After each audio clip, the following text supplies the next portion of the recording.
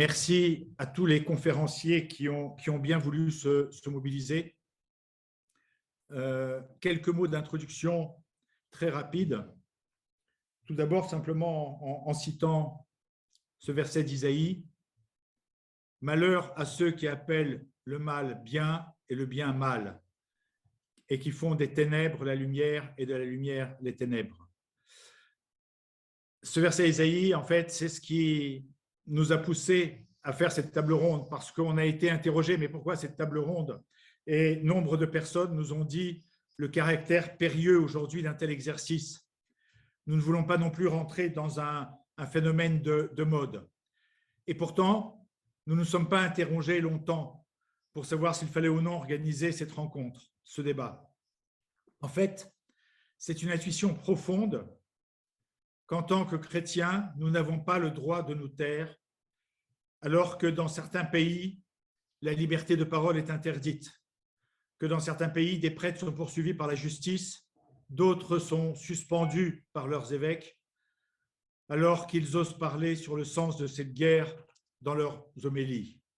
Ou encore, tous ces hommes, ces femmes, ces enfants qui, en découvrant les horreurs de la guerre, qui nous demandent à nous prêtres, mais où est Dieu dans tout cela? Comment peut-il permettre cela? Aujourd'hui, pour chacun d'entre nous, que nous soyons pasteurs, que nous soyons théologiens, que nous soyons laïcs, pour tous les chrétiens, 1000 interrogations nous frappent de plein fouet. Et comme j'ai pu l'écrire aux différents intervenants, il ne s'agit pas pour nous aujourd'hui de faire de la géopolitique ecclésiastique. En fait, trop de personnes, jeunes et moins jeunes, ont quitté l'Église, ont fui l'Église à cause de ces questions de géopolitique ecclésiastique. Non. Nous, ce soir, nous souhaiterions vraiment avoir cette approche théologique et pastorale qui réponde à nos questions sur l'attitude des églises face à la guerre, sur les problèmes du nationalisme ou de l'ethnophilétisme et sur le problème plus général de l'éthique chrétienne. Comme je le disais, nous sommes convaincus que sur toutes ces questions, nous n'avons pas le droit de nous taire. Dans tous les cas, nous devons à tout le moins partager entre nous. Et c'est vraiment à cela que nous voulons vous inviter ce soir. Alors, nous avons demandé à 2 intervenants d'ouvrir cette soirée par 2 exposés courts. J'insiste un tout petit peu sur le caractère, sur le mot court, parce qu'en fait, ensuite, nous allons avoir plusieurs témoins qui auront aussi leur mot à dire.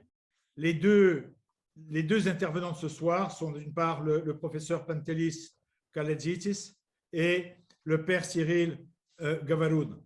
Je présente très rapidement ces 2 personnalités tout de suite. Le père Cyril est originaire d'Ukraine, de la région de Tcherkassy, c'est dans le centre.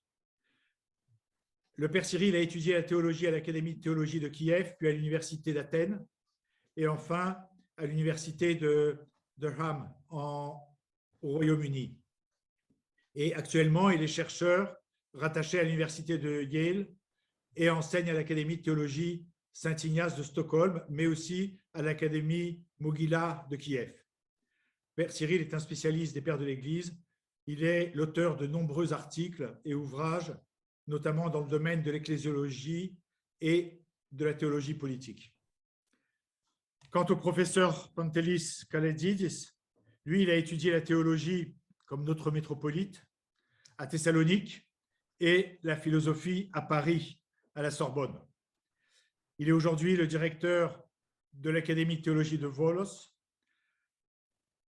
académie qui est un des rares centres de recherche traitant des questions contemporaines de l'orthodoxie orientale. Pantelis est un universitaire au parcours qui est assez impressionnant, avec des titres innombrables, et je ne vais pas tous les énumérer, il suffit d'aller sur Internet pour trouver ça.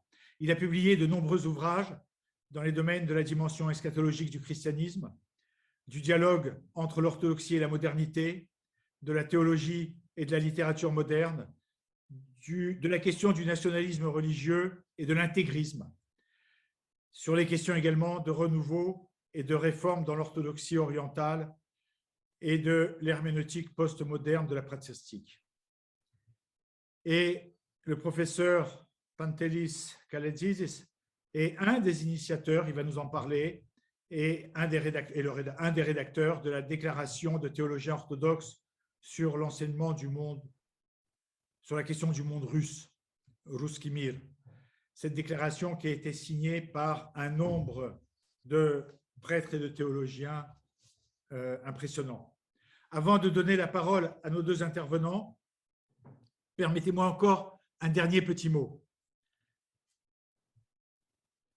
Il y a un sentiment d'impuissance, pour nous, de répétition absurde de l'histoire. Il est vrai qu'ici, en Europe, nous avons vécu dans des sociétés qui sont aseptisées, dans des sociétés qui sont surprotégées. Et si aujourd'hui la guerre frappe notre continent avec ses millions de réfugiés, ces milliers de morts, civils ou militaires, ces exactions, nous ne devons pas oublier que ces mêmes guerres, avec ces mêmes horreurs, ces mêmes réfugiés, eh bien, sévissent encore et ont sévi sur d'autres continents et pays. Et c'est pourquoi nous avons voulu avoir avec nous ce soir, comme témoins, des amis du Moyen-Orient, en particulier Georges Nahas, Tarek Mitri, je ne sais pas s'il nous a rejoints, qui sont tous les deux du Liban, le docteur Nicolas Ninos de Jérusalem, qui lui est aux États-Unis, je ne sais pas également s'il nous a rejoints, je n'ai pas vu encore. Et enfin, Constantin Sigov, qui lui est toujours en Ukraine, qui n'a pas quitté le pays, mais qui est présent dans nos cœurs et qui est présent aussi parce qu'aujourd'hui est parue une de ces lettres que l'on peut se procurer en France. Et nous allons demander à chacun de ces témoins, que je présenterai plus tard, de réagir à ce qui a été dit, mais d'essayer de répondre aussi à cette question qui est comment être chrétien en situation de guerre.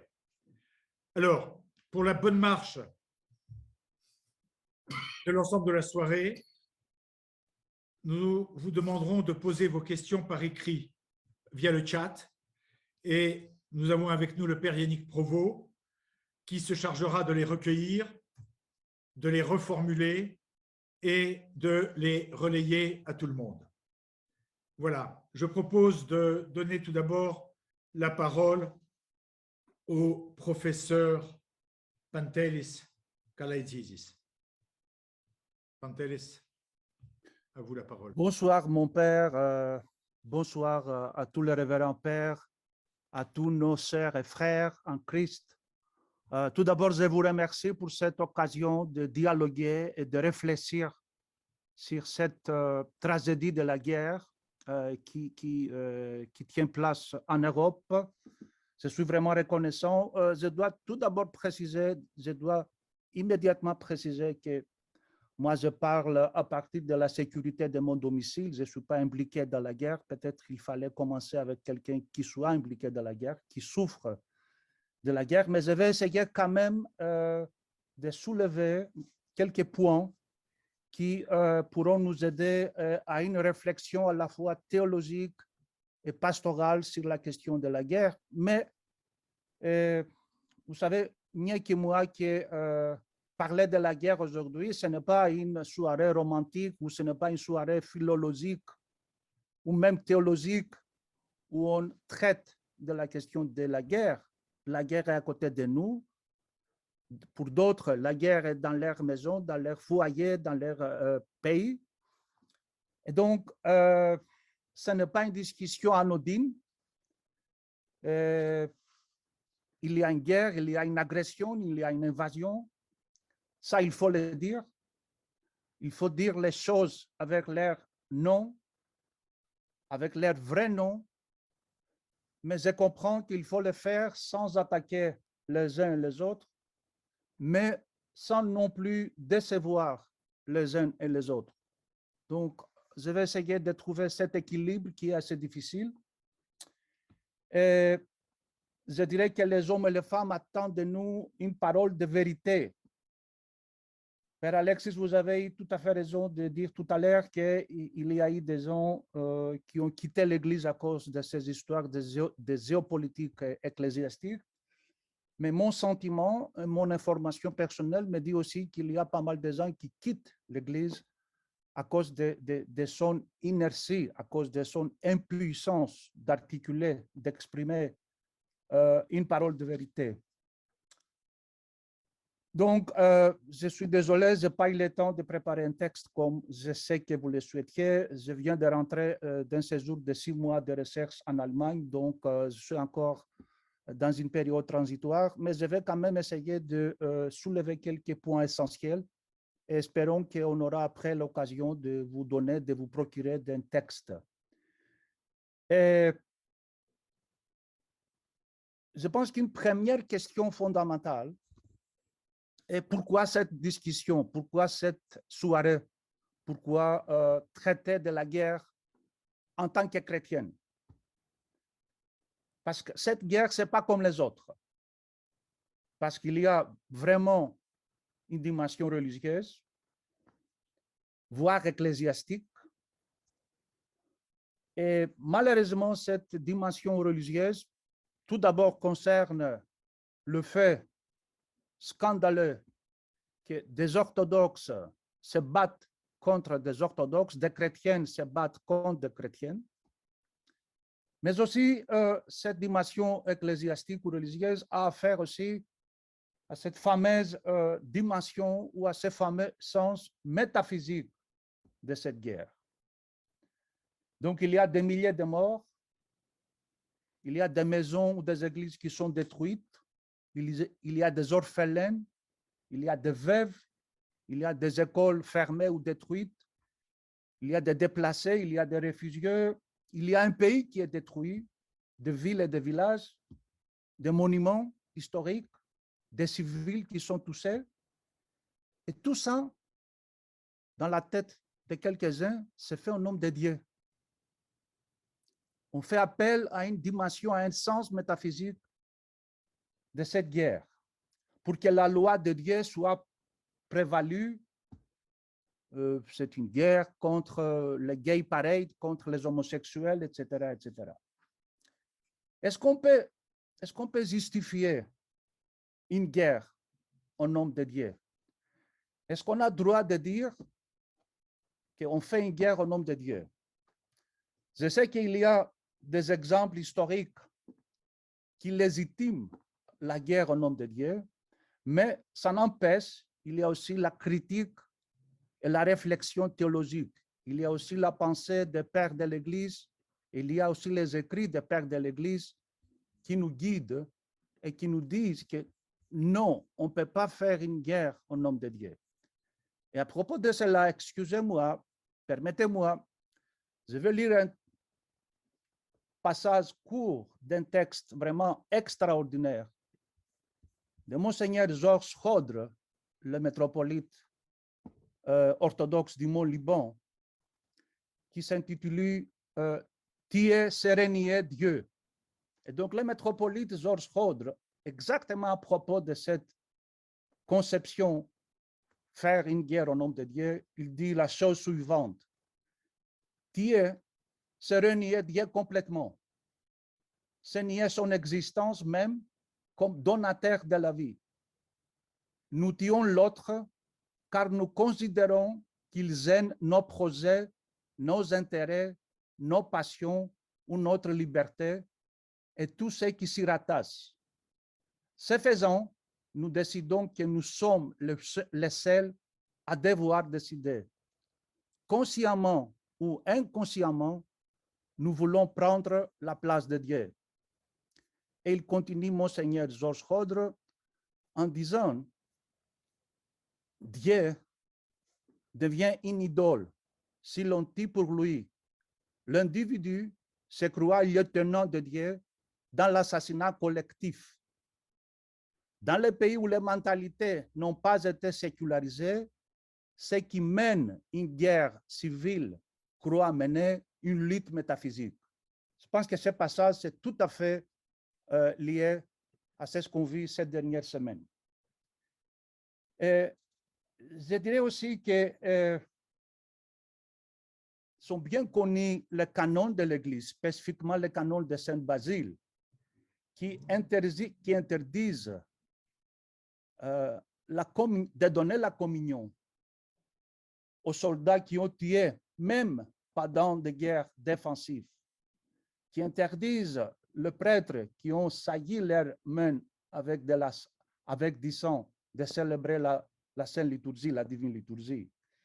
Je dirais aussi que je ferai appel à l'exemple de Byzance où pendant lorsque Nicéphore Phocas était empereur, il y a eu la lutte contre l'islam, les guerriers, les soldats de l'Empire n'ont pas été acceptés comme saints de l'Église.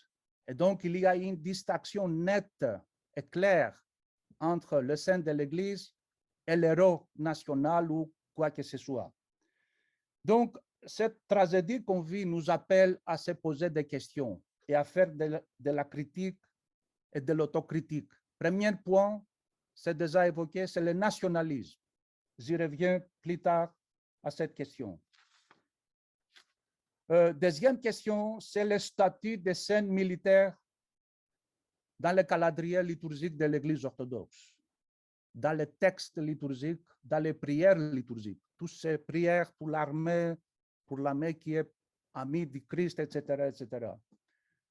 Je dirais que nous sommes une Église avec un synaxaire et un calendrier liturgique plein de moines et de soldats, mais où font défaut les ans ordinaux, les ans quotidiens. Il y a aussi la question de la bénédiction des armes. Cela, on le connaît presque partout où l'orthodoxie est religion dominante.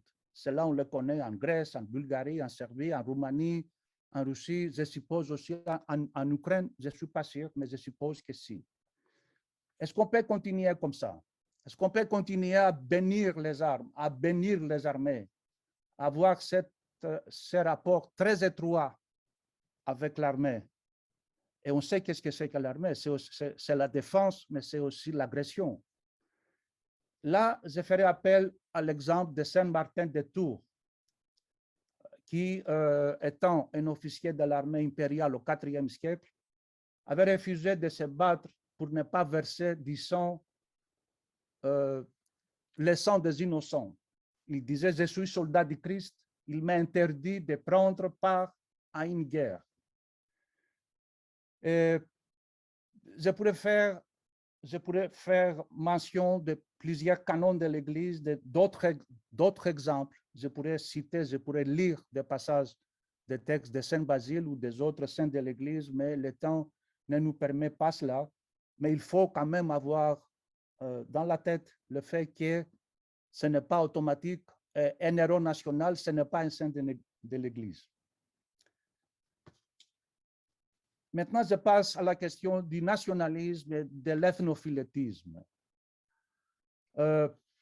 Nous, les orthodoxes, on cite souvent la condamnation de l'ethnophilétisme ou du nationalisme ou du philétisme au fameux concile de Constantinople de 1872. Mais il y a quand même un paradoxe. Alors que l'ethnophilétisme, il est condamné à la fin du 19e siècle, c'est exactement à partir de ce moment où le nationalisme religieux prend vraiment le devant de la scène orthodoxe. C'est à partir de ce moment, ou même avant, mais surtout à la fin du 19e siècle, où on aboutit à la création des églises nationales. Donc aujourd'hui, l'orthodoxie est considérée d'être une confédération des églises nationales. Et au lieu d'avoir honte de cela, au lieu de se poser des questions, comment est-ce qu'on est arrivé là? Quels sont les facteurs? Quelles sont les raisons de cette situation? Nous, on est fiers en tant qu'orthodoxes d'avoir nos églises nationales et d'avoir aussi nos mythes nationaux, d'avoir nos narratives nationales, d'avoir la narrative grecque qui dit que les Grecs sont le nouveau peuple élu de Dieu, ou que les Grecs sont privilégiés parce que l'évangile a été écrit en grec, etc., etc., ou la doctrine de l'Église ou le grand concile ou la liturgie de l'Église a été d'abord conçue en grec.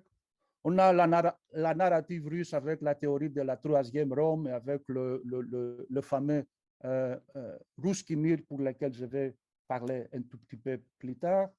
On a les Serbes qui sont considérés être le peuple serviteur de Dieu par excellence. On a les Roumains qui sont fiers de leur latinité et de leurs spécificités dans l'orthodoxie, etc., etc.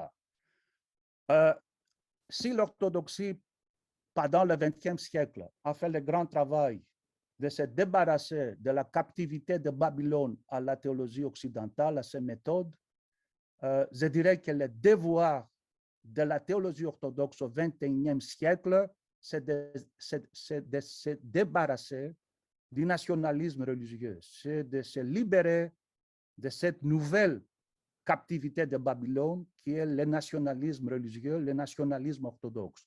Le nationalisme orthodoxe, c'est une maladie spirituelle, ecclésiale et je dirais aussi mentale. Et il faut vraiment poser cette question et il faut la poser en des termes clairs et nets.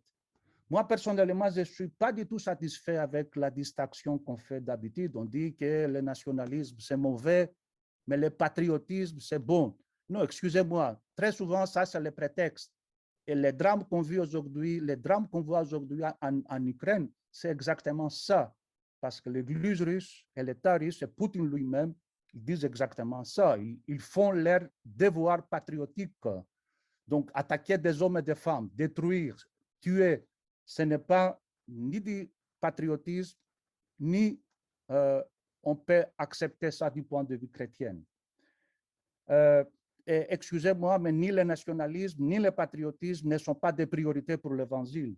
Il faut revenir à l'Évangile. Il faut, en tant qu'orthodoxe, ne pas parler uniquement de l'orthodoxie, des pères, de l'Église, de la liturgie, etc., mais il faut aussi se rappeler de l'Évangile. Et l'Évangile est tout à fait clair à propos de cette question. Donc, il nous faut une critique théologique, une critique courageuse, une autocritique contre cette nouvelle idolâtrie, contre ce nouveau paganisme de la terre, de la nation, de la patrie, etc., etc. Pour conclure, parce que je pense que le temps passe, il y a une dérive identitaire dans tout le monde orthodoxe. Il y a c'est ce qu'on vit aujourd'hui, c'est une militarisation de la vie ecclésiale, de la vie orthodoxe, de la vie de l'Église. Il y a partout ce sentiment, entre guillemets, patriotique qui essaye de justifier les crimes. Mais là, il y a des crimes de guerre, il y a des crimes très sérieux et il faut les condamner du point de vue ecclésiastique et théologique. Malheureusement, on ne peut pas traiter de la question de la guerre en Ukraine sans faire appel, sans mentionner le fameux Ruski Mir, cette théorie, cette idéologie en fait, qui essaye de ne pas qui en fait évite de se réconcilier avec une nouvelle réalité politique qui dit que les Ukrainiens veulent suivre leur semaine, ils veulent se tourner vers l'Europe, vers l'Occident.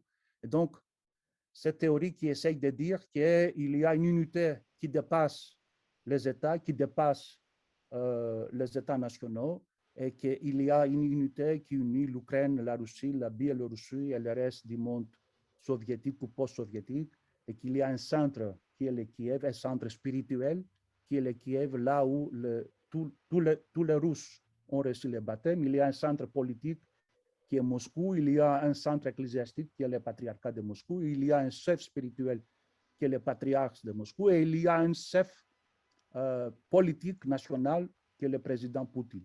Et le patriarche avec le président Poutine, avec une sorte de symphonie en nouvelle version, travaille pour le bien de la nation, pour le bien de cette idée russe. Mais des théologiens orthodoxes de partout le monde, on s'est réunis avec mon collègue et ami Brandon Gallagher de l'université d'Exeter, mais aussi avec d'autres personnes comme le père Cyril Kovorun, comme Paul Ladouceur, comme Aristotle Papanicolaou, comme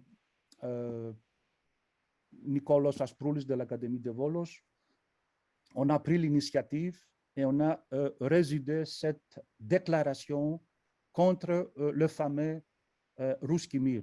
Je vais préciser que cette déclaration n'est pas dirigée contre le peuple russe, n'est pas dirigée contre la culture ou la tradition russe, mais contre une certaine version, une certaine acception de l'idée de la russité qui a des éléments de philétisme et voilà. Et donc, en fait, la déclaration contre le monde russe, c'est une déclaration contre toutes sortes de philétisme et d'ethnophilétisme, comme il est bien mentionné dans la déclaration.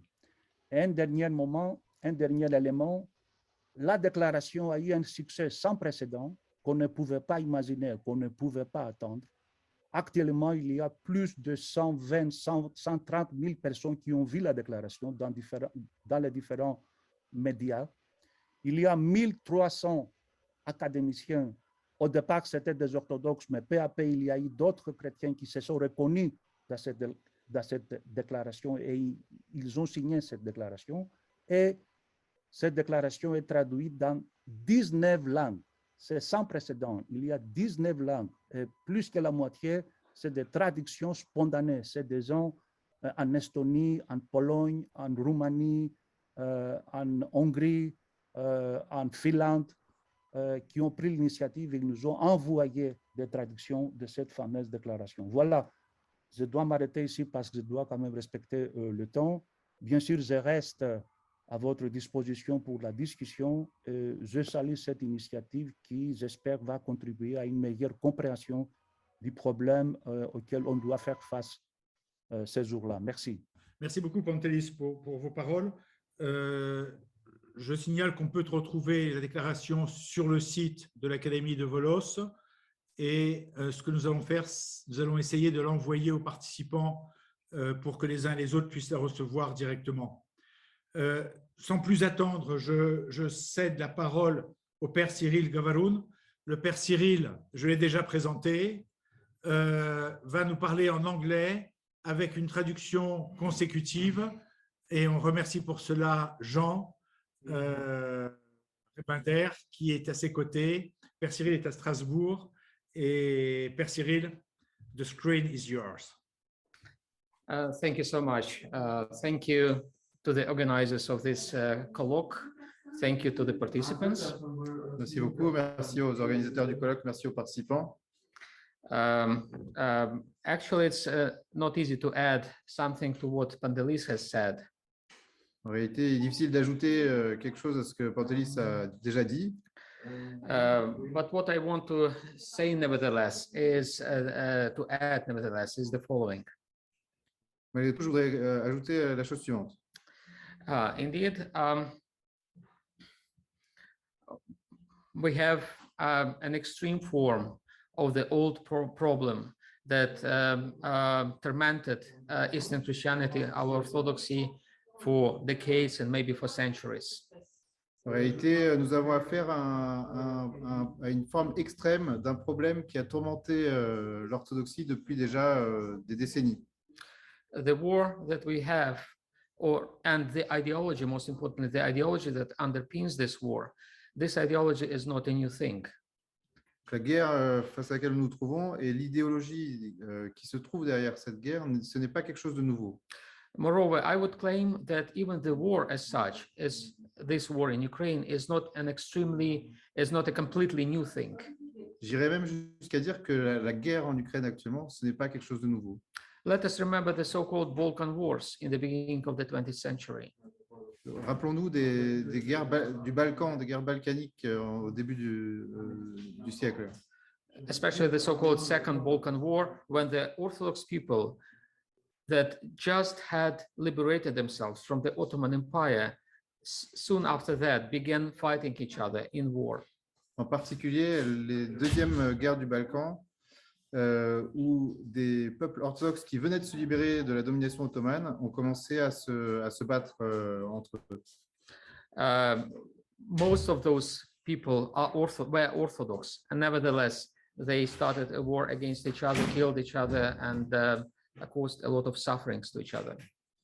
Donc, la plupart de ces personnes étaient orthodoxes, et malgré tout, ils se sont fait la guerre et ils se sont fait souffrir les uns les autres. Then we had, of course, other wars, more recent wars, in the beginning of the 21st century. And moreover, all the wars in Europe that we had during the 21st century were the wars fought by the by the Orthodox peoples.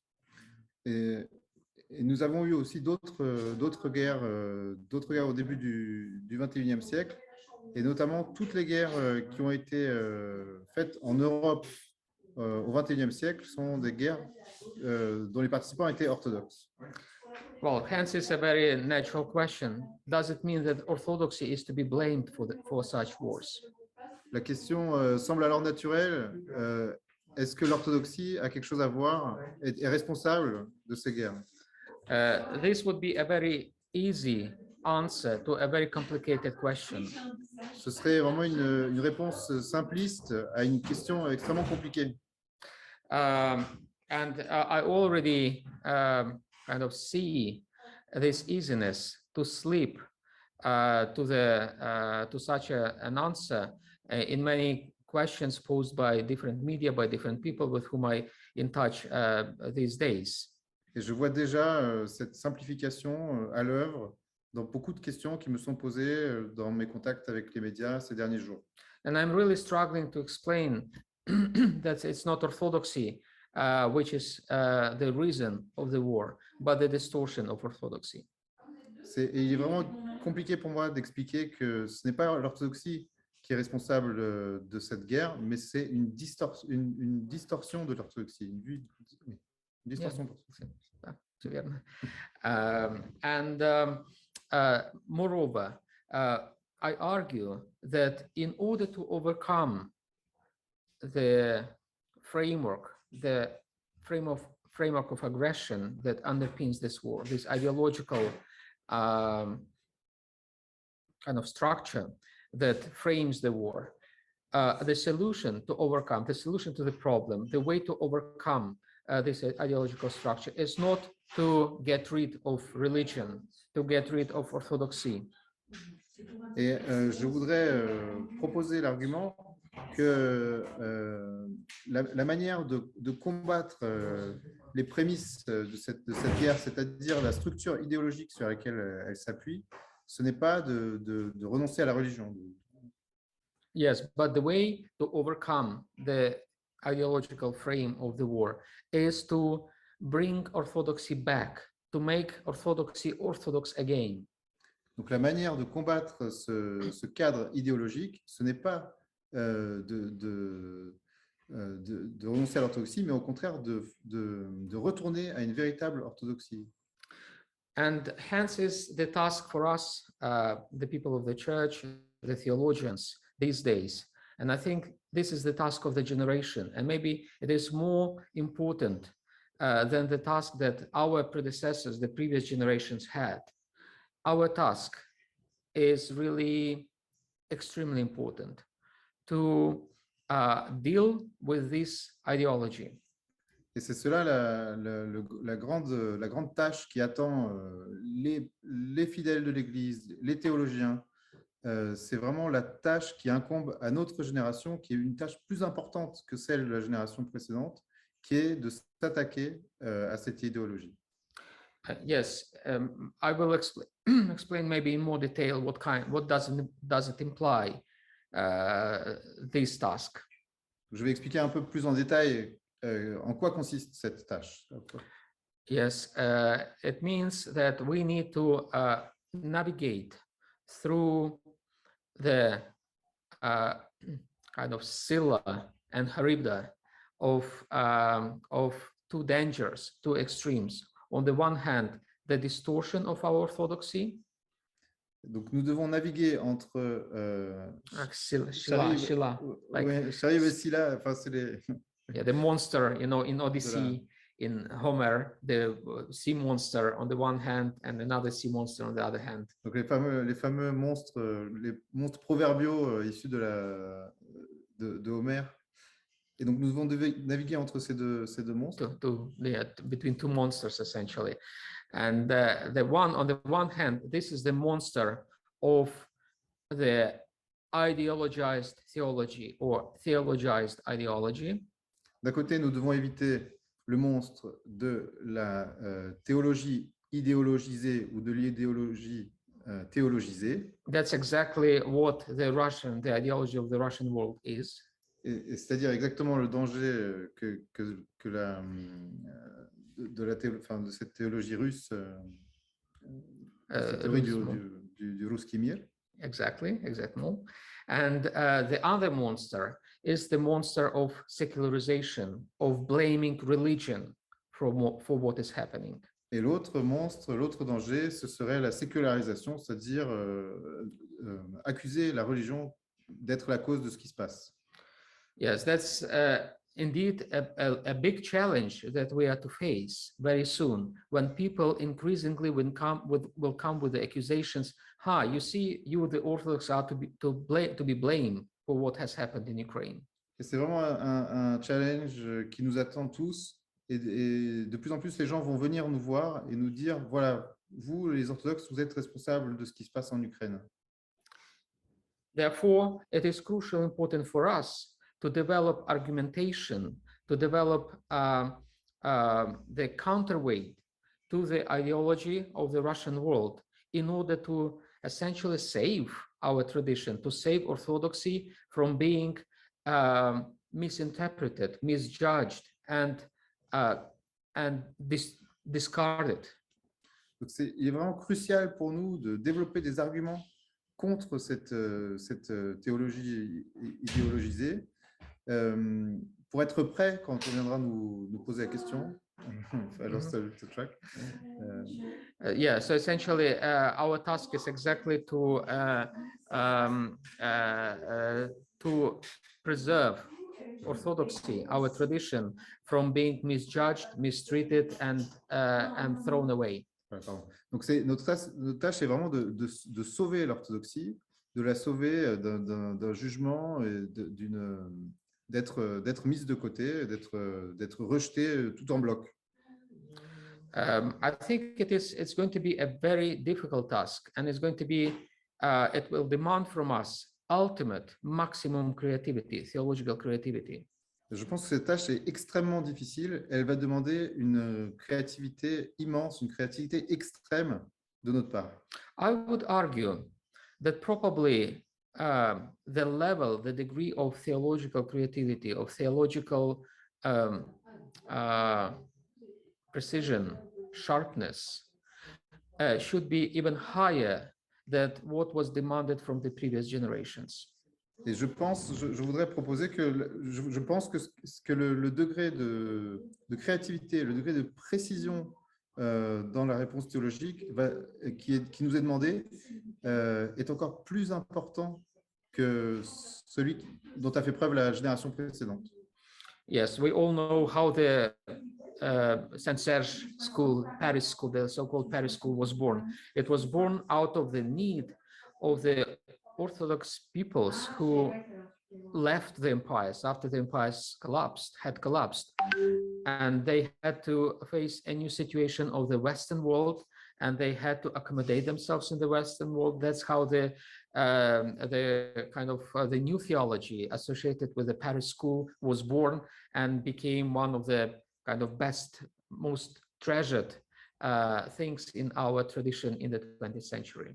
Donc nous savons comment est née l'école de Paris, les fameux théologiens de Saint-Serge, qui est née de cette circonstance où ces personnes ont quitté les empires, se sont retrouvées face à une nouvelle réalité de l'Occident.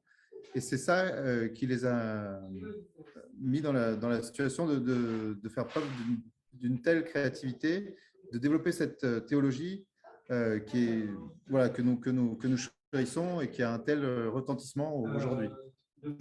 Yes, and I believe what we are facing now is even a greater task, as I said, than the task of the previous generations to accommodate Orthodoxy to the modern world.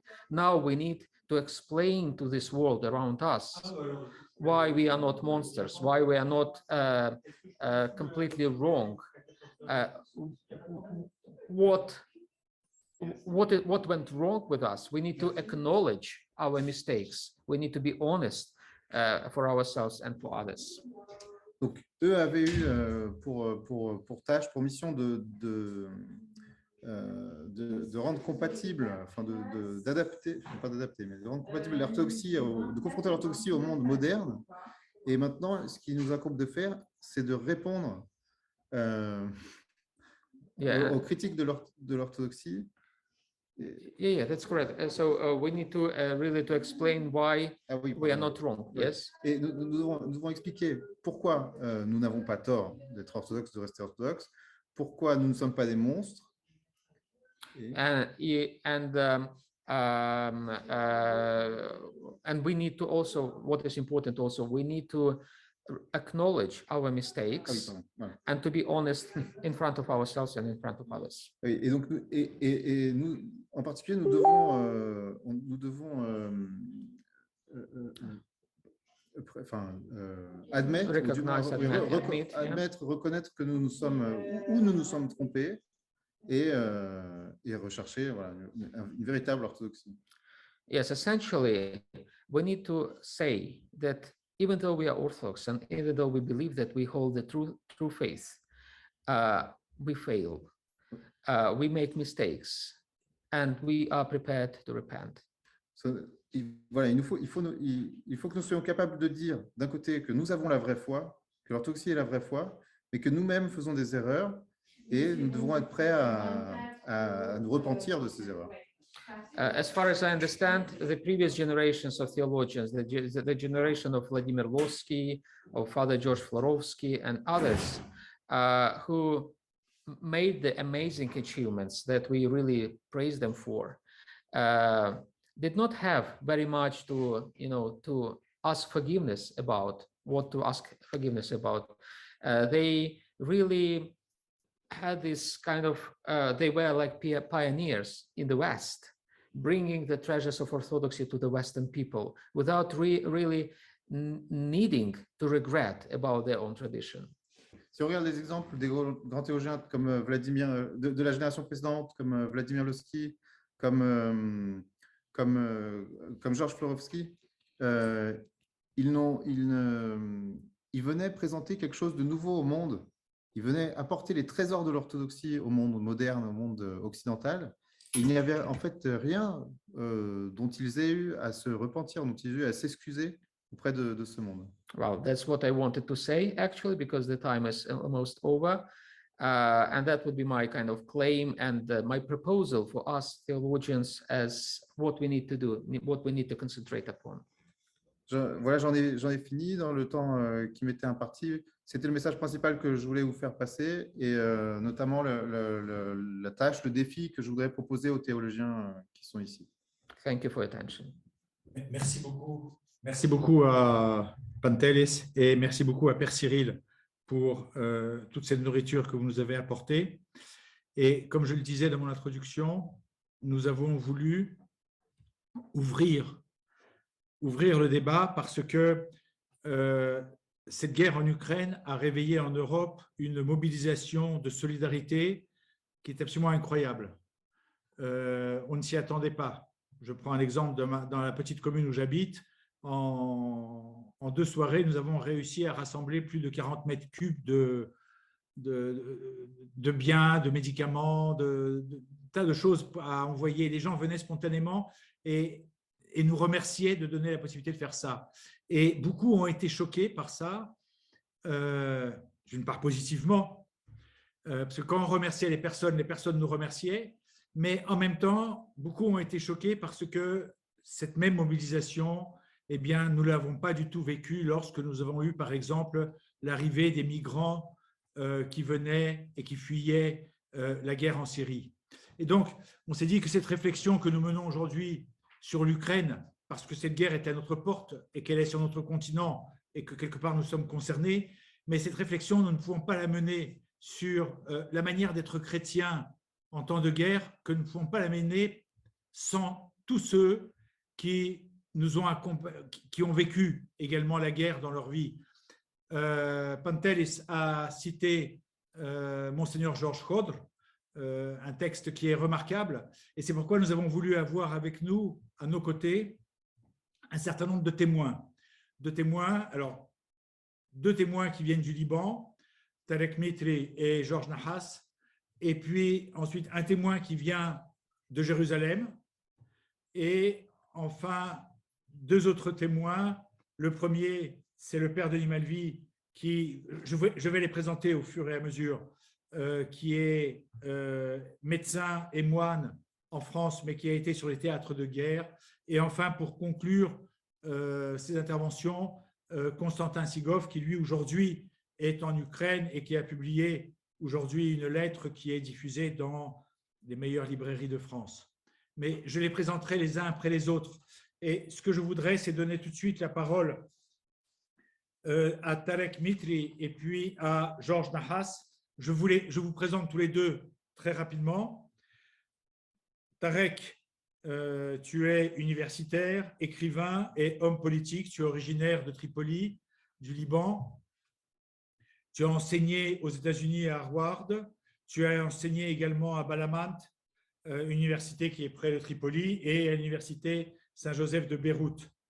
Tu as travaillé au Conseil œcuménique des Églises, où tu étais chargé du dialogue avec le monde musulman, et tu as occupé, accessoirement, si j'ose dire, si on peut dire comme ça, un certain nombre de postes ministériels au Liban, dans différents gouvernements, ministre de l'Environnement, ministre du Développement administratif, de la Culture, de l'Information, et même, je crois, par intérim, ministre des Affaires étrangères. Et tu as été aussi le représentant spécial du secrétaire général des Nations Unies pour la Libye. Et le plus important, nous avons passé quelques années ensemble au comité exécutif de Syndesmos, il y a quelques années de cela. Voilà, ça c'est pour Tarek. Et pour Georges Nahas, qui vient aussi de Tripoli, Tripoli au nord du Liban. Georges est docteur en sciences de l'éducation. Il est diplômé de l'Université de Paris en mathématiques. Il est professeur-chercheur aujourd'hui auprès de l'Université de Saint-Joseph de Beyrouth, spécialiste de la science de l'éducation. Et Georges, tu as été vice-président de l'Université de Balamant pendant de longues années. Tu as été recteur de plusieurs départements de cette université, et en particulier, j'en cite qu'un seul, celui de l'Institut de théologie Saint-Jean-Damascène. Tu es un membre, je pense comme Tarek aussi, du MJO libanais, qui est un mouvement qui a joué un rôle très important pour nous ici en France. Nous avons eu beaucoup de liens entre la France et le MJO libanais. Tu as été président de Syndesmos, et nous avons passé aussi quelques temps ensemble à Syndesmos. Et tu as écrit de nombreux articles que l'on peut retrouver notamment dans la revue Contact. Voilà, vous êtes les deux Tripolitains, les deux Libanais de notre soirée. Oui, et accessoirement, plus important, tu as essayé de m'enseigner les mathématiques quand j'avais 10 ans. Et j'étais très mauvais à ce moment-là. Et je suis toujours d'ailleurs. Voilà, je voudrais d'abord donner la parole à Tarek et ensuite à Georges pour des témoignages. Plus besoin de faire de conférences, mais vraiment les témoignages sur la manière dont vous réagissez à ce que vous avez entendu et voilà, qu'est-ce qu'être chrétien en temps de guerre. Merci à tous les deux. Tarek. Donc, chers pères et amis, merci. Et, chers amis, bonsoir.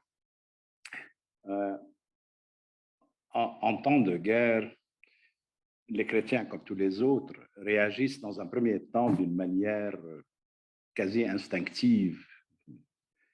L'on se croit presque toujours en position défensive et l'on se trouve solidaire des siens, de sa communauté. Une communauté qui généralement se tribalise en temps de guerre. Ce n'est qu'après que le jugement moral ou même la réflexion théologique intervient chez certains croyants qui ne se suffisent pas de chanter l'irénisme, mais qui essaient de mettre en rapport l'impératif de paix et celui de justice. Cela ne va pas de soi. Il est plus commode de se battre pour les siens que d'assumer l'obligation de solidarité avec les victimes, quelle que soit leur appartenance communautaire. Il est évident que la réflexion éthique et théologique, chez nous comme ailleurs, nous éloigne parfois des nôtres, ou nous oppose à leur choix. Aujourd'hui, l'Ukraine suscite un intérêt et parfois des controverses parmi les chrétiens orthodoxes. La solidarité dite confessionnelle de certains s'exprime en faveur de la Russie, même si l'Ukraine, bon, il y a beaucoup d'orthodoxes, peut-être une majorité en Ukraine, la solidarité confessionnelle s'exprime en faveur de la Russie, parce qu'elle invoque l'histoire, celle de la fin du 19e siècle, où les Russes avaient aidé les chrétiens orthodoxes de notre partie du monde, en leur offrant des écoles, en concurrence avec celles des missions catholiques et protestantes. Mais un plus grand nombre de chrétiens, je le prétends, orthodoxes en particulier, expriment une solidarité avec l'Ukraine. Presque naturelle ou spontanée. C'est un pays indépendant dont la souveraineté et la dignité nationale sont violées par le puissant voisin qui se dit grand frère. Cela rappelle l'hégémonie syrienne au Liban. Une domination que le régime syrien a essayé de justifier au nom de l'unité des deux peuples, la Grande Russie et la Petite Russie, la Grande Syrie et la Petite Syrie, et au nom de la prétendue sécurité nationale menacée par le désordre libanais.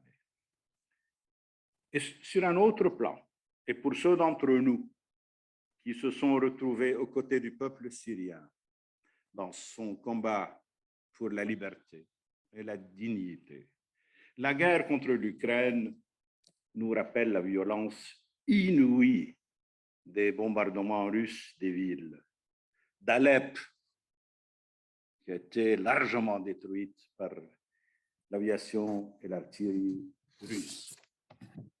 Souvent, l'armée russe et ses supplétifs font fi du principe de distinction entre les objectifs militaires et les civils.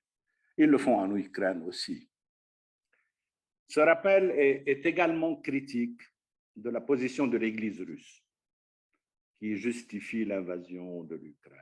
Dans ce contexte, me vient à l'esprit une pétition d'orthodoxes libanais à l'initiative d'une poignée d'hommes politiques, de femmes aussi, et d'intellectuels, publiée en octobre en 2015, en réaction aux déclarations de certains dignitaires religieux russes, le père Chaplin, mais d'autres aussi, qui soutenaient leur armée dans sa prétendue guerre contre le terrorisme. Ils avaient également justifié l'intervention militaire de 2015, septembre 2015, en Syrie, au nom de la protection des chrétiens du Moyen-Orient. Dans son rejet de cette position, notre pétition, intitulée « Against Religious Wars », avait dit « Nous rejetons l'attribution d'une légitimité religieuse aux opérations militaires de la Russie. Nous refusons que les guerres ou les actions terroristes puissent invoquer la religion. Et refusons également que l'argument de la protection des chrétiens puisse servir d'alibi à des objectifs politiques et militaires. Je pense donc que la condamnation politique de l'agression russe est aussi une condamnation éthique. Et c'est pour cette raison que j'ai signé la pétition initiée par mon ami Pantelis. Je vous remercie. Beaucoup, Tarek. Je passe la parole directement à Georges, qui est à Tripoli. Avant tout, bonsoir tout le monde. C'est une joie de retrouver quelques visages que nous n'avons pas eu la joie de voir, de rencontrer de longue date avec la situation que nous vivons au Liban, que vous connaissez tous, qui elle aussi fait suite à une guerre dans laquelle la religion a joué un grand rôle, que ce soit de façon explicite ou de façon implicite. Ce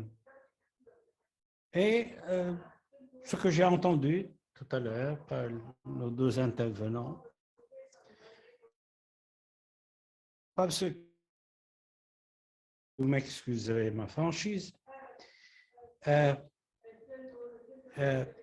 nous avons beaucoup entendu ce discours théologique de langue de bois, comme quoi il y a une distinction entre l'orthodoxie véritable et l'orthodoxie que le monde reconnaît ici ou là à certains indices.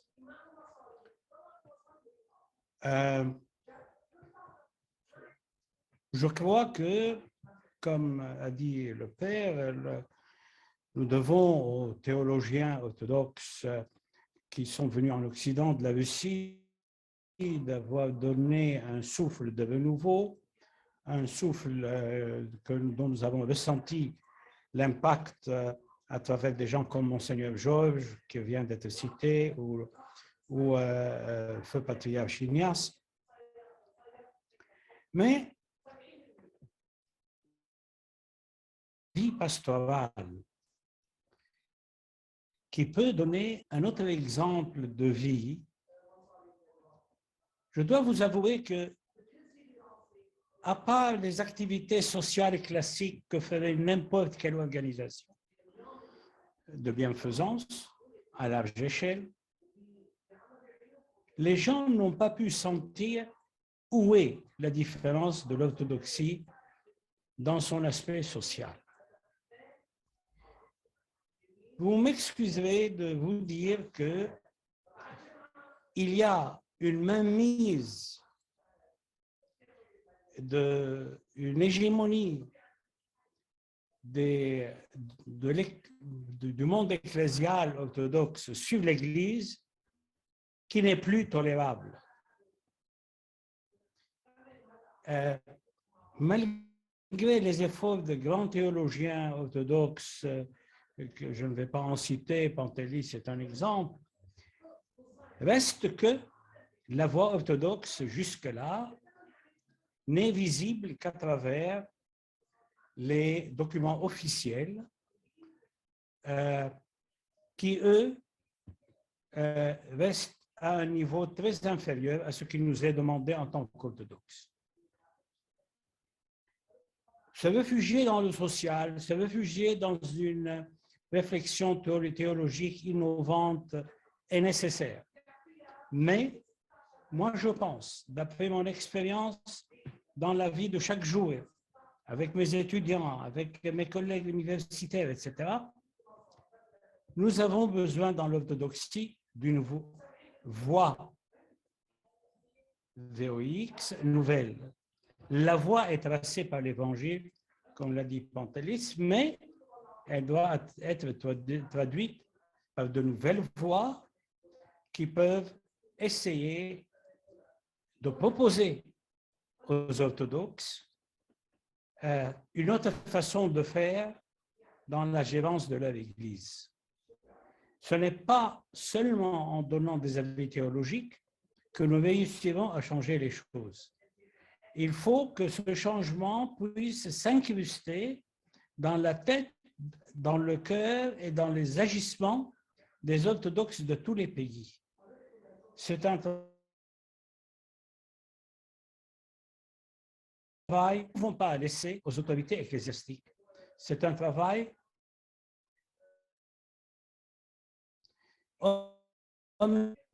orthodoxe et non orthodoxe à participer parce que le monde a besoin d'une voix orthodoxe authentique et qui, hélas, n'est entendue que très peu ou jamais. Preuve en est la langue de bois des dernières réunions qui se sont faites à Rhodos et qui n'ont parlé à personne. Merci. Merci beaucoup, Georges. Ta parole est toujours très importante parce que tu dis vraiment ce que tu vis et ce que tu es, et ça nous touche toujours au fond de notre cœur. Il y a une exigence chez toi que tu arrives à traduire non seulement dans ta vie, mais dans tes paroles et dans ton enseignement. Et c'est quelque chose qui, pour nous tous, est très important. Je suis très bavard, donc je m'arrête maintenant. Et nous avons encore deux témoins. D'une part, un témoin surprise qui s'est déclaré il y a très peu de temps de cela, qui est le père Denis Malvy, avec qui j'ai eu la chance, l'honneur, la joie de faire la connaissance la semaine dernière parce qu'il nous faisait une conférence sur la pandémie. Et je lui ai parlé de cette soirée et le père Denis m'a dit « Ah, mais les théâtres de guerre, je connais parce que souvent les pandémies commencent par sur des théâtres de guerre et si je peux participer, je serais très heureux de pouvoir intervenir. » Deux mots sur le père Denis. Le père Denis sera ordonné à la prêtrise à peu près au même moment où il obtiendra son diplôme de médecine. Il va passer 3 années en Roumanie et il va y prononcer ses vœux monastiques. Et ensuite, il va être attaché à au patriarcat de Roumanie, à un monastère du patriarcat de Roumanie en France qui est situé à Cantoc. Père Denis est un infectiologue et il est responsable de l'unité des maladies tropicales à l'hôpital de Bordeaux. Et d'ailleurs, il nous parle ce soir directement de l'hôpital de Bordeaux où il est de garde. Père Denis est également le responsable du programme Ebola pour le continent africain. Et il va construire un lien qui est très particulier avec ce continent. Et je dirais, toutes ses compétences dans le domaine de l'épidémiologie vont le conduire à être membre du conseil scientifique qui accompagne et qui conseille le président de la République de la France dans la lutte contre la pandémie de la Covid-19. Et comme je le disais, Père Denis a été présent sur nombre de théâtres de guerre et il y a quelques jours, on a eu un petit échange très court où Père Denis m'a écrit que c'est bien l'éthique chrétienne et l'audace spirituelle qui doivent s'imposer devant l'indicible et l'innommable. On venait d'apprendre les massacres de Boutcha. Père Denis, je te passe la parole. Merci, cher Père Alexis, chers frères et sœurs et amis.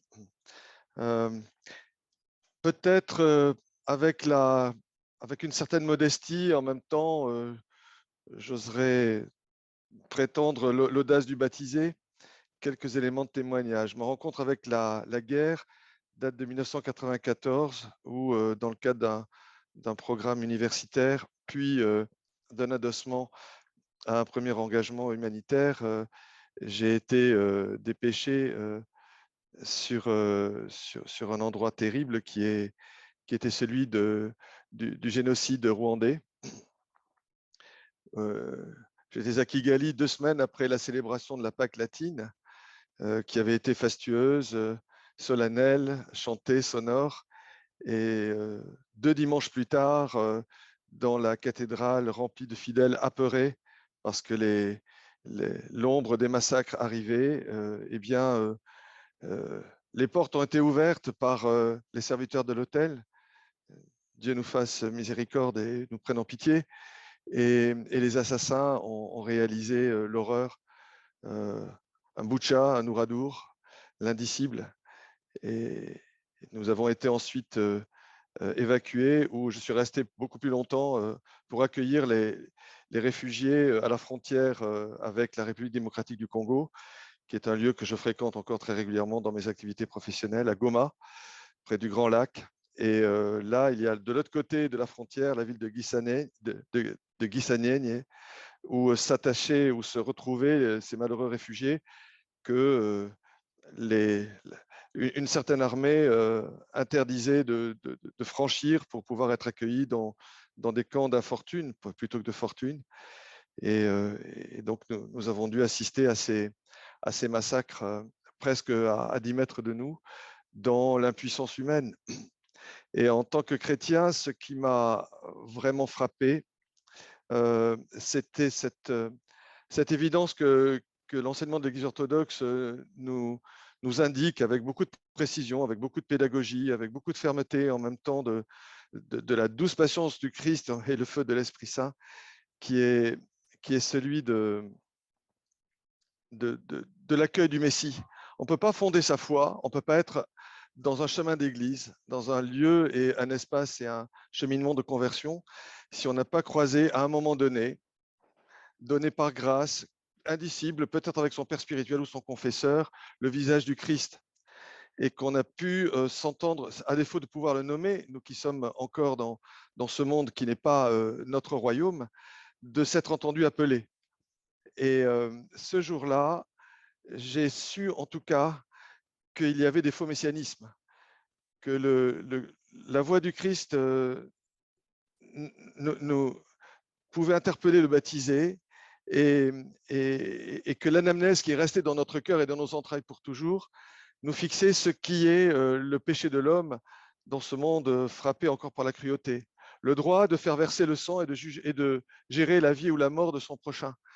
Le fondement du péché originel qui nous accompagne encore et qui est pourvoyeur de tout à l'heure, il y a eu plusieurs mots pour cela, des confusions. Moi, j'irai jusqu'au terme de faux messianisme. Il y a un faux messianisme de l'État qui crée la mort, un faux messianisme de la classe, un faux messianisme de la technique, mais il y a un faux messianisme de l'État. Et l'État ne sont pas les nations. Les nations, elles sont appelées, nous dit le psaume, je me suis réjoui lorsque l'on m'a dit allons dans la maison du Seigneur. Mon cœur a tressailli de joie quand je t'ai vu au Jérusalem. Jérusalem est une belle cité, c'est là que montent les nations, les nations qui montent pour y célébrer le nom du Seigneur. Elles sont là pour incliner la tête devant le Seigneur. Et comme le Christ nous l'a parfaitement rappelé dans le Nouveau Testament et que l'attestent les actes, les nations sont appelées à être baptisées, c'est-à-dire d'être dans un chemin de retournement comme nous autres. Y sommes invités jusqu'à l'avènement de Léon éternel. Et ça, personne ne peut ôter à l'enseignement de l'Église et en particulier du christianisme oriental, de l'orthodoxie, cette réalité qui nous est donnée par grâce, quelquefois dans le réel, toujours dans les sacrements. Je repense au Rwanda. J'ai croisé, évidemment, j'étais encore tout à l'heure avec des amis qui avions réalisé ce pèlerinage de douleur et nous pensions à tous ces amis qui étaient des survivants et avec lesquels nous cheminons depuis 1994 et qui nous expliquent que là, il y a eu, comme dans d'autres conflits, et c'est absolument nécessaire, il doit y avoir une réponse solidaire et mutualisée des nations encore moins cruelles, qui ne sont pas frappées par cette cruauté, mais la réponse judiciaire doit s'opérer. Ce sont les fameuses enquêtes que la presse relaye actuellement pour l'Ukraine. Elles sont absolument obligatoires et elles sont aussi obligatoires pour les survivants pour qu'ils puissent faire leur deuil et construire leur chemin le mieux possible et que puissent se construire des chemins de pardon dont j'ai été le témoin complètement médusé de gens qui avaient réussi à échapper au massacre à Kigali ou à Gisenyi et qui ont pu voir en face les bourreaux de leur famille qui eux-mêmes avaient réussi à faire un chemin et qui faisait que la vie devenait supportable. On se rappelle que nous autres, chrétiens ou pas chrétiens, sommes dans ce monde, dans les aspérités de la relation avec l'autre. Gaston Bachelard disait « sans les autres, on ne peut pas vivre ». Voilà. Et nous sommes condamnés à la fois dénoncer l'horreur, dénoncer la cruauté et savoir pouvoir accueillir et accompagner des chemins de pardon. Et là aussi, cette urgence, malheureusement, nous n'avons pas les mots pour les poser, mais elle s'adresse à notre regard. Depuis, je travaille régulièrement dans cette région du Nord Kivu parce qu'il y a énormément d'épidémies, en particulier d'épidémies d'Ebola. Et je me rappelle d'une relation avec une maman qui venait à Béni, dans notre service, de perdre son enfant d'Ebola dans des conditions qui avaient été les moins difficiles possibles, puisqu'on a fait, grâce à Dieu, des progrès dans l'accompagnement de ces infortunées personnes frappées par ces maladies terribles et qui avant tuaient énormément et dans d'infinies souffrances. L'enfant était né, je dirais, était né au ciel dans des conditions les plus apaisées possibles et la maman ne pleurait pas. Et nous étions avec Béatrice, l'infirmière de réanimation, également bordelaise, avec qui j'étais cet après-midi. On se rappelait de ce moment-là, de cet moment qui nous dit « Je ne sais pas verser des larmes. S'il vous plaît, est-ce que nous pouvons ensemble pleurer. Apprenez-moi, s'il vous plaît, à pleurer. Je vous ai vu auprès de mon enfant. Nous avons cheminé dans un parcours de soins qui a abouti à ce que nous avons, mais vous avez fait le maximum de vos capacités avec conscience, sans doute humilité, je l'espère. S'il vous plaît, essayons de pleurer ensemble. Et nous avons pleuré ensemble. Voilà. Ça ne va pas résoudre les problèmes des guerres, ni la justice réparatrice, ni la quête du pardon, mais ni être à l'image ô combien modeste et incomparable des larmes qu'a versé le Christ, Jésus le Christ, devant son frère Lazare, qui était mort et qu'il allait ressusciter avant l'entrée dans Jérusalem. Mais ces invitations, je les revendique dans le christianisme fondé sur l'évangile dont parlait notre premier intervenant tout à l'heure. Et nous savons qu'en quelque part, elles permettent des réconciliations avec la vie et à des survivants et à des victimes de retrouver de la dignité et peut-être un itinéraire. J'ai été enseignant au Liban très, très longtemps. J'ai connu la guerre du Liban à Ashrafiyeh, à Ain Remené, Zahlé. Dans Beyrouth, j'ai connu Tripoli, mais plus tard, j'étais jeune médecin militaire à l'H Beyrouth, à la Villa des Pins. J'ai connu l'attentat, l'enfermement de Zahlé et tous ces moments où, après revenant en Europe et en France, j'entendais dire tiens, ça c'est la libanisation des Balkans. Et avant ça, c'est la balkanisation du Proche-Orient. Je pense que nous devons lancer un appel à la conversion et au baptême des nations. Allez baptiser les nations, qui mieux que l'Église peut le dire. Découvrez la grâce de la mort avec le Christ. Il y a un cheminement et l'Église orthodoxe n'a pas à avoir honte de cet enseignement qui, malgré les héritiers, n'est pas à l'heure du rendez-vous, mais qui ne peut pas nous être enlevé. Et c'est sur ces paroles et cette ferme espérance qu'avec l'Église, eh bien, je m'inscris en tant que concélébrant de nombre d'entre les prêtres qui sont ici, dans la grande litanie qui prie pour la paix qui vient d'en haut, la paix, non pas la paix qui résout les subreptices vanités des politiques de ce monde, dont nous avons aussi besoin, la paix qui est donnée par les anges et qui vient d'en haut et qui annonce que nous ne sommes pas de ce royaume terrestre, que le royaume qui est le nôtre est ailleurs, mais qu'il vient vers nous et que celui qui sème dans les larmes, un jour récoltera dans la joie. Merci. Priez pour moi. Merci beaucoup, Père Denis, pour ton témoignage. Et enfin, je voudrais donner la parole à notre dernier témoin, qui lui est en Ukraine, à l'intérieur du pays, à Constantin Sigov, qui ce matin, aujourd'hui, a publié, comme je le disais au début de la réunion, aux éditions du Cerf, une lettre que je présente ici et qu'il adresse à ses amis français. Constantin est philosophe, il est directeur d'une maison d'édition, Duch i Litera, l'esprit et la lettre. Il est professeur de philosophie à l'Académie Mogyla de Kiev. Il a également fondé en 1992 le laboratoire franco-ukrainien à l'Université de Kiev et a activement soutenu et vécu la révolution de Maïdan. Je suis moi-même arrivé à Kiev juste après cette révolution en septembre. Et au début, j'étais très frustré de ne pas avoir pu vivre cette révolution parce que je ne faisais pas partie des anciens combattants qui étaient là. Mais par contre, j'ai eu le privilège de vivre le printemps de l'Ukraine.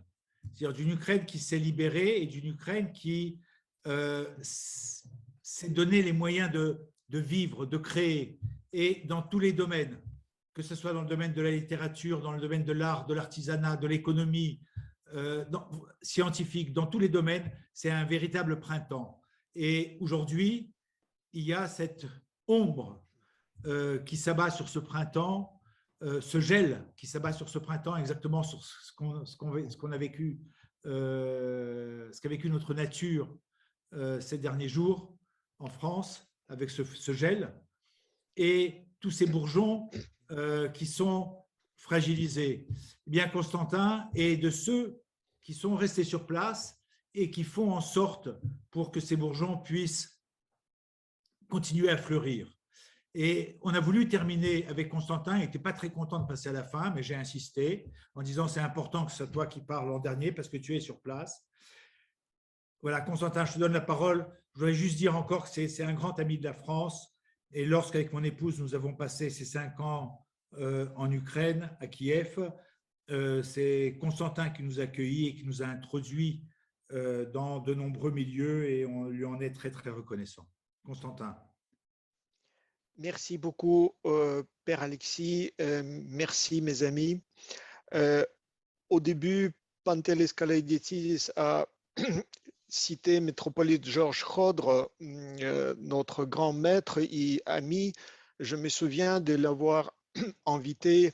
Il a pris l'avion Beyrouth-Kiev il y a plusieurs années, tout de suite après les conflit très difficile au Liban pour présenter l'ouvrage traduit dans notre maison d'édition à Kiev en langue russe, l'ouvrage L'appel de l'esprit.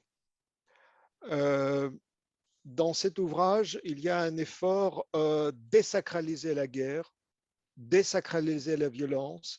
Et le même ouvrage, je l'ai publié en langue ukrainienne l'année dernière. Il était présenté avec nos amis français.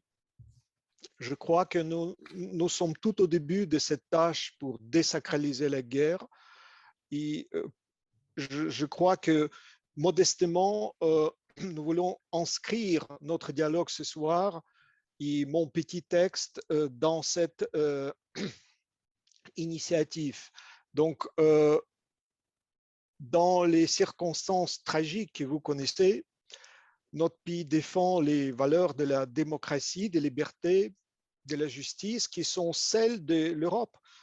Si cette dernière reste unie encore dans cette crise, elle verra grandir son estime d'elle-même malgré tout. Ce qui est en jeu, c'est la dignité de la personne. Et si l'Europe est en danger réel, c'est avant tout parce qu'elle n'a pas une idée assez juste et forte. Est-ce que tu veux dire 2 mots? Par sa forme et par son fond, ma petite lettre m'offre la chance unique de pouvoir exercer mon droit de regarder autrui, de lui dire « tu ». Toi, je te parle en ta langue maternelle, la langue d'une humanité qu'on ne nous a pas encore ôtée, ou ce qui répond à un mot et un mot, pas un coup de fusil. Quand sont coupées l'électricité, l'Internet et tout lien avec le monde, on est privé de la simple possibilité d'envoyer une lettre, ce geste essentiel. Pour certains, ce sont des images à la télévision, des sujets qu'on aborde, mais pour nous, c'est la vie, toute la vie. On peut faire de nous une masse d'humanité qu'on appellera eux et rien d'autre. Tantôt avec compassion, tantôt avec haine, mais les villes assiégées, les villes prises en otage, privées des lumières et des moyens de communiquer, il faut bien que quelqu'un leur dise « toi » au lieu de leur désigner comme « elle ». Toi, Mariupol. Toi, Tchernigov. Toi, Kharkiv. Toi, Tcherkassy. Toi, Boucha. Toi, Kiev. Quel que soit notre nombre, nous autres qui viens, Ukrainiens, êtres humains, nous pourrons nous arracher de la servitude tant qu'il y aura quelqu'un pour nous appeler de façon humaine, quelqu'un qui prenne tes lignes entre les mains, qui entend ta voix et à travers elle entende ton pays. peut-être pour cette raison-là, il est si important ce soir pour moi de sortir de notre isolement, de sortir et de mettre cette lettre entre vos mains. Donc, le passage du témoin de la résistance peut paradoxalement nous unir ici et maintenant.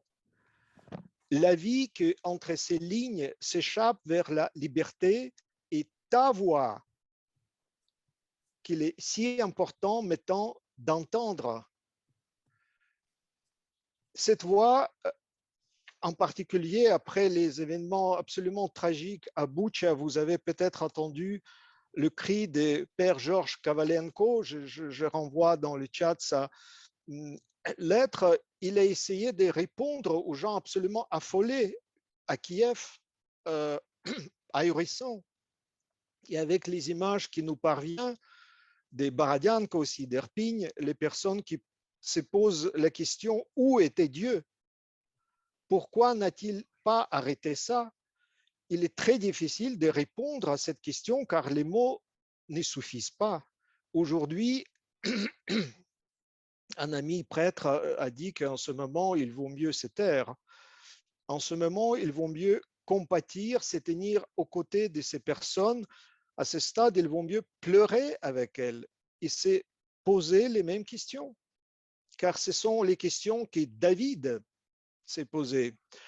Quand vous ouvrez le psautier aujourd'hui, vous entendez le même cri, la même douleur, la même question. Lorsque vous ouvrez le livre de Job, vous voyez la même chose et c'est ça qui nous parle aujourd'hui. Mais le fait que je me réfère au texte ne diminue pas cette douleur.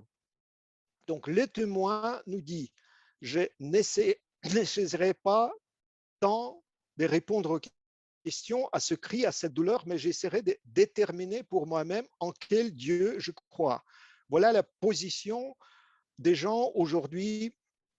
En Ukraine, c'est le dialogue entre je et tu, l'homme et Dieu.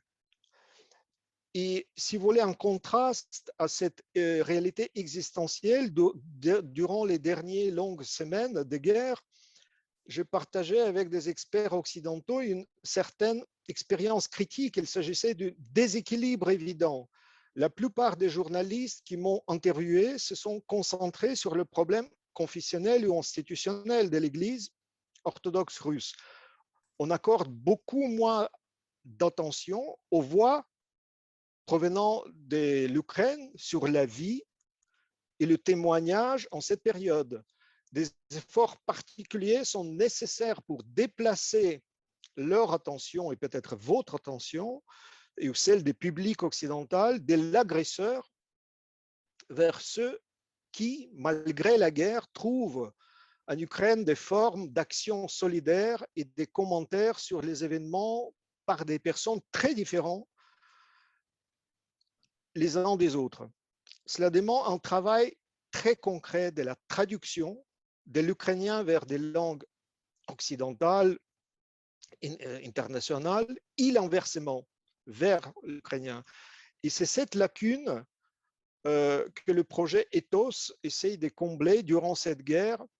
Et sur le site Ethos, nous avons publié en particulier la déclaration citée tout à l'heure par Pantelis et Père Cyril. Et merci à tous ceux qui participent à ce travail, qui contribuent à le poursuivre, en particulier comme Anne Struve. Donc, juste deux mots pour conclure que ce projet de traduire aujourd'hui à Kiev et de faire communiquer Kiev avec le monde, de n'être pas objet des discours, disons, entre uniquement l'Occident, la Russie et d'autres grands pays, entre guillemets. Ce projet a été créé donc sur la plateforme Ethos par l'équipe de notre maison d'édition L'Esprit et la Lettre et certain nombre de nos collègues qui ont participé à nos colloques à Kiev et dans nos écoles d'été. Et l'idée d'apporter les voix des chrétiens d'Ukraine au monde et d'entendre les voix des chrétiens du monde qui s'adressent à nous. C'est-à-dire de partager des informations sur le ministère des Églises pendant la guerre, informer les Ukrainiens des positions des principaux messages de différentes Églises différentes confessions, leaders d'opinion, philosophes, penseurs, des témoins justement, aussi des organisations interconfessionnelles internationales, et enregistrer les divers témoignages des prêtres, des croyants, des ordinaires des églises. Et je crois que vraiment le danger très grave de toutes les villes, de tout le pays, c'est comme à Mariupol d'être coupé du monde, de la communication, d'être isolé. Et ce danger est toujours devant nous. C'est pour cette raison je suis si reconnaissant pour le pouvoir de partager avec vous et d'attendre votre réponse, ta réponse à une petite lettre de Kiev. Merci de pouvoir s'adresser à vous ce soir. Constantin. Merci beaucoup. Alors maintenant, comme je le disais au début, les uns et les autres ont la possibilité, il faut qu'on se laisse le temps aussi de pouvoir échanger entre nous, de poser des questions par l'intermédiaire du chat. Et nous avons avec nous le Père Yannick Provost qui a réuni ces questions et qui va nous les communiquer. Et nous allons voir qui va répondre. Donc, il y a une première question qui porte sur cette question qui a été évoquée par nos deux premiers intervenants autour du philétisme. La question est, est-ce que ce phénomène de philétisme est apparu spécifiquement et uniquement à partir du 19e siècle avec l'émergence des nations en Europe, ou est-ce que ces problèmes liés au nationalisme, on peut les trouver, les identifier plus tôt dans l'histoire de l'Église? Je ne sais pas qui peut répondre, mais voilà la question. Peut-être Père Cyril. Cesquilio, do you understand the question? Well, briefly, yes, about ethnophilitism, right? When it appeared. Yeah. It appeared only in the 19th century or? Yeah. Well, you know, there are two theories about the origins of nation. One theory is modern. It claims that the idea of nation appeared with the modernity. Il y a deux théories à propos de l'apparition des nations. Il y a une théorie moderne qui dit que les nations sont apparues avec la modernité. From this perspective, from the perspective of this theory, ethnophilitism also is a product of modernity. Si on se place du point de vue de cette théorie, l'ethnophilétisme est aussi un produit de la modernité. According to another theory, the idea of nation goes back to antiquity. Et une autre théorie veut que l'idée de nation trouve son origine dans l'Antiquité. And from this perspective, I believe we can find the traces, the original, the early forms of ethnophilitism as early as in late antiquity. Et si on prend cette perspective, on peut trouver les origines, les sources de l'ethnophilétisme, les formes excusez-moi. Il y a des formes d'ethnophilétisme dès la fin de l'Antiquité. Yeah, so I would identify some ancient heresies as forms of ethnophilitism. I believe that, for example, some ideas, wrong ideas about Christology were underpinned by ethnic identities like the Persian, like in some other areas of the Greco-Roman world. Donc je voudrais même associer certaines très anciennes hérésies à des concepts de nationalisme, d'ethnophilétisme, comme Persian, yeah, Parsi, la Perse avec certains, with which Greco and other parts of the Greco-Roman world. Ok, et d'autres voilà, nations, d'autres parties du monde grec de l'époque. So that would be my answer. Est-ce que parmi les intervenants, quelqu'un veut ajouter quelque chose? Oui, Pantelis. Oui, merci. C'est une question absolument cruciale, absolument décisive. Je suis plutôt pour la première théorie évoquée par Père Cyril, et cela explique beaucoup de choses. Il y avait des ethnies, mais pas des nations. Les nations, comme on les définit, c'est un phénomène tardif qui commence avec les Lumières, avec la création des États nationaux. Et du point de vue de la structure ecclésiastique, ce n'est pas un hasard si on n'a pas des églises nationales avant le temps moderne. On a des églises territoriales qui ne se définissent pas en fonction des nations. On a l'église d'Alexandrie, d'Antioche, de Jérusalem, de Constantinople, de Chypre, mais on n'a pas des églises nationales. On a des ethnies, mais ça c'est autre chose, c'est une longue discussion.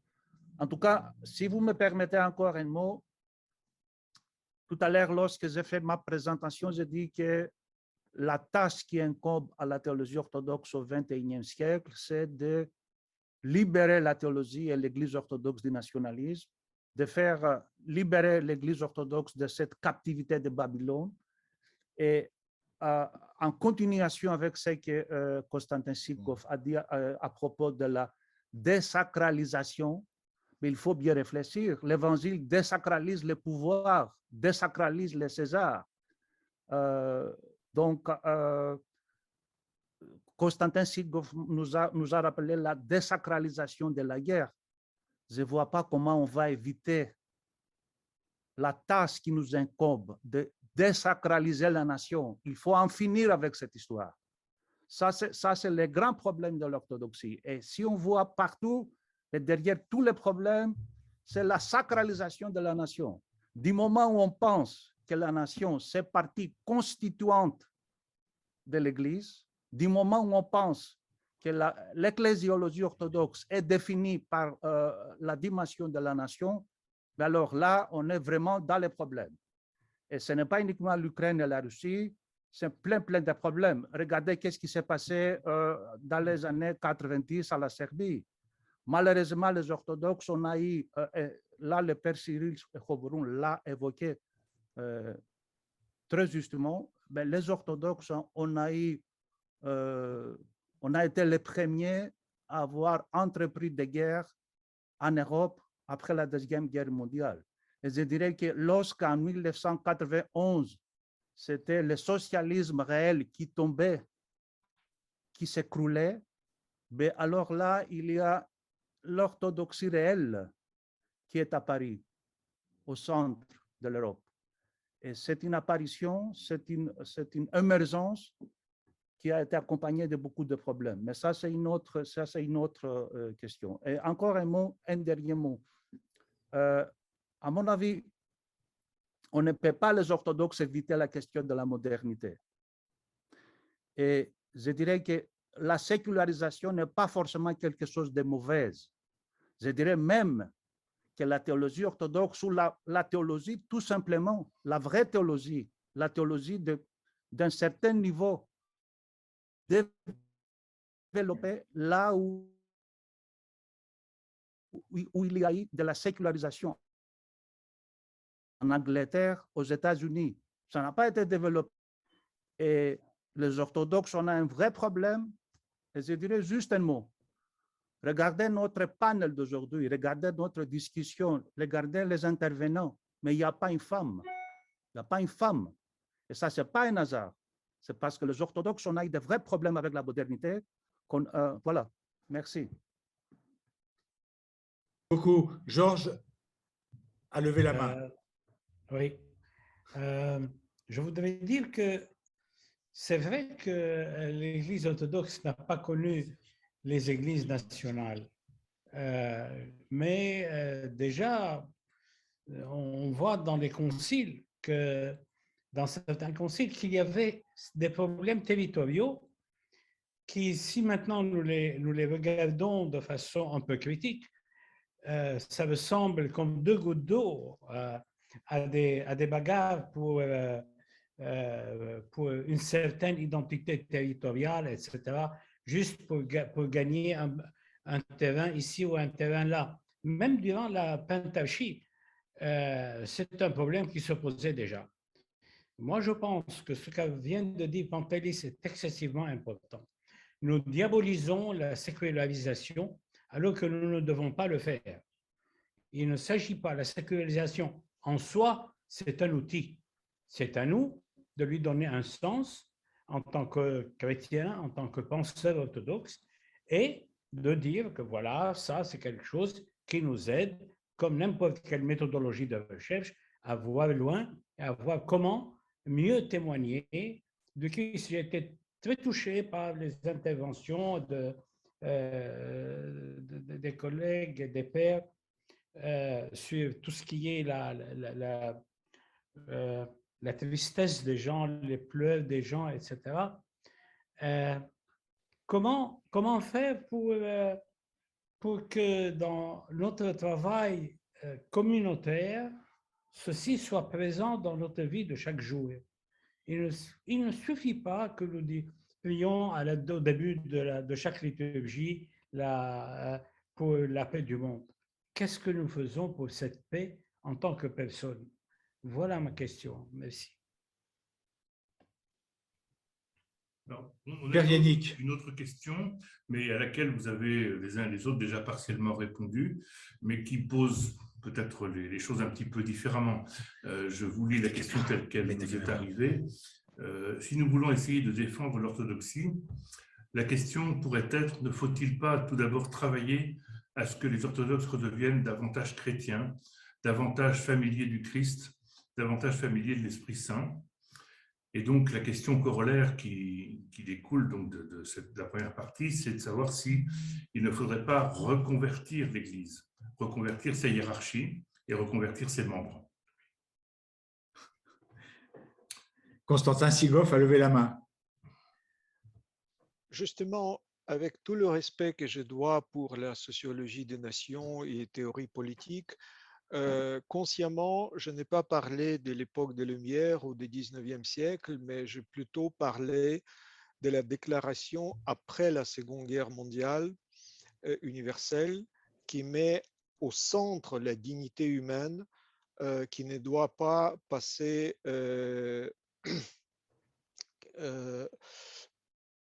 par les tortures face à la barbarie.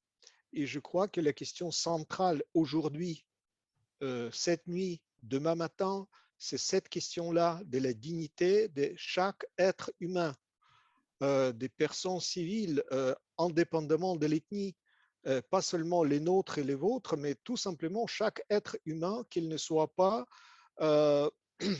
laminé, torturé.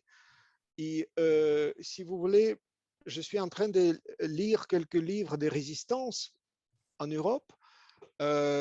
Et François Mauriac, dans un préface au livre de Léon Khalkhin, À l'ombre de la mort, il dit « Il suffit du crachat d'une brute hitlérienne sur notre visage pour authentifier cette ressemblance avec le Fils de l'homme. Voilà l'homme. » C'est le mot qui nous monte au cœur, aux lèvres, devant les photographies des martyrs, des Boucha en particulier.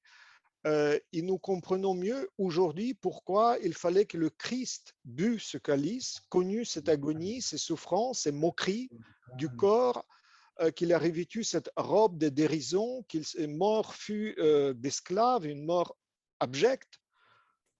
Il fallait qu'il tombait à ces limites d'horreur que la férocité humaine atteint si aisément, même aux époques d'extrême civilisation. Je crois que ça, la question centrale et cruciale aujourd'hui. Après, nous pouvons faire les colloques sur la modernité, sécularisation, etc. Mais je crois que ce qu'on assiste aujourd'hui, c'est résister à cette avancée absolument meurtrière. Et comment, et poser la question, comment retrouver la solidarité au-delà de toutes les barrières qui nous séparent pour stopper le mal en action. Merci Constantin. Père Yannick. On a encore deux ou trois questions. On en a une en particulier, mais qui a été publiée, que tout le monde a pu lire. C'est une question qui faisait suite à l'intervention de Georges Nahas, qui était une question en forme de demande de propositions concrètes. Quelles propositions feriez-vous pour que cette réflexion théologique novatrice dont vous avez parlé puisse s'incarner dans notre vie chrétienne, notre pratique, dans notre vie d'Église aujourd'hui? Est-ce qu'il y a des propositions, des orientations que les uns ou les autres pourraient faire? Si vous permettez, puisque la question m'a été posée à moi, je parle ici de mon expérience à Syndesmos. C'est une expérience dans laquelle nous avons vécu la seule expérience d'unité de jeunes orthodoxes qui, malgré la différence de leurs églises, leur appartenance à différentes églises, étaient unis dans une unité de foi et dans une unité de vie, et dans laquelle ils exprimaient fortement, mais alors très fortement, le besoin de cette union entre eux. Hélas, avec le temps, les prélats ont, d'une certaine façon, empêché la prolongation de la vie de Syndesmos et de nouveau ont pris les rênes de cette institution qui avait une certaine liberté d'action qui permettait aux jeunes orthodoxes de se retrouver, de parler librement. Et je me rappelle très bien des interventions comme celle de feu le métropolite Anthony Bloom ou Monseigneur Georges, ou Monseigneur Callistos, qui étaient des mots qui entraient dans le cœur de ces jeunes et les faisaient vraiment sentir leur appartenance. C'est dommage que la communauté, les orthodoxes n'ont pas eu la chance de voir quelle était l'intensité de cette vie et avec quelle force ils exprimaient le besoin d'unité dans leur diversité. Il fallait entendre de jeunes Africains parler de comment ils sentent qu'ils doivent prier dans leur façon de faire, etc. Une expérience qui m'a beaucoup touché et je pense qu'aujourd'hui, concrètement, nous avons besoin d'un forum international d'orthodoxes qui peuvent exprimer librement quelque chose de ce genre, comme ça a été dit aujourd'hui, où les théologiens, les penseurs orthodoxes, les jeunes orthodoxes disent ce qu'ils veulent dire à propos de l'avenir de l'Église, de l'avenir du vécu de leurs églises. À Antioche, 5% des gens vont à l'Église. Les autres ne connaissent pas la porte de l'Église.